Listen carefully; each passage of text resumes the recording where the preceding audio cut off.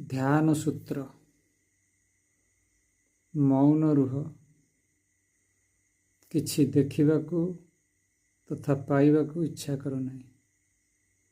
निश्चेष्ट रुह निजर प्रकृति रे स्थिर रुह। तुमे गुरु कृपा लाभ होइछ। तुमे शांत स्थिर निश्चल निजर साक्षी भाव रे स्थिर रुह। साक्षी भाव को मध्य धरी रख नहीं। तुमे निद्रा रे मध्य जाग्रत। तुमे ध्यान रे अटल।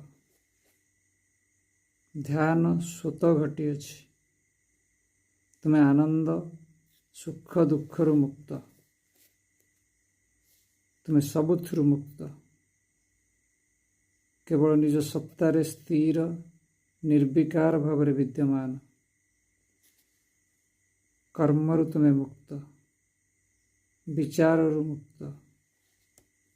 आकाश भली परिव्याप्त जेउथिरे विचार रूपी बादल भासी रही थांती। मात्र आकाशर परिवर्तन हुए नहीं। केवल शून्यता। से शून्यता मध्य तुमे निश्चिंत विद्यमान चिरंतन। हरि ओम।